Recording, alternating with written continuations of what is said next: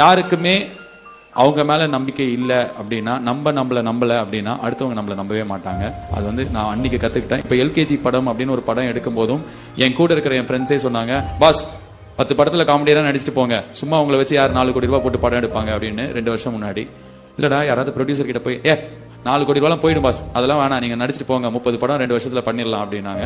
இல்ல வேணாம், அந்த 30 படத்துல வந்து மொக்கையா நடிக்கிறதுக்கு நான் எனக்கு ஒரு நல்ல படம் எடுத்துப்பேன்னு நினைச்சு என் மேல இருக்கிற நம்பிக்கையில நான் போனேன். இன்னைக்கு 5 கோடி ரூபாய் போட்டு எடுத்த படம் கிட்டத்தட்ட 4 மடங்கு ப்ராஃபிட் அதை எடுத்து உங்களுக்கு கொடுத்துருக்கு.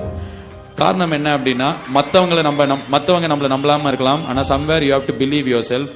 அந்த பிலீவ் யுவர் செல்ஃப் எல்லாமே வந்து வெளியில இருந்து எனக்கு கத்துக்கல, நான் வந்து வேலைக்கு போனதுக்கு அப்புறம் கத்துக்கல, என் காலேஜ்ல நான் கத்துக்கிட்டேன். என் காலேஜ் வந்து என்னோட காலேஜ்ன்ற ஒரு கம்ஃபர்ட் கொடுக்கும். நான் படிச்ச இடம் அதுதான் உங்களுக்கும். நான் படிக்கும் போது அட்லீஸ்ட் ஒரு 15 வருஷங்கள் முன்னாடி காலேஜ்ல இந்த மாதிரி ஒரு மேடை கிடைச்சதுன்னா ஒரு சான்ஸ் கிடைக்கும், அதுல சான்ஸ் நம்மளோட திறமையை வெளிப்படுத்தலாம். ஆனா இன்னைக்கு உங்க எல்லாருக்குமே உங்க கையில இருக்கிற மொபைல் தான் உங்களோட மேடை.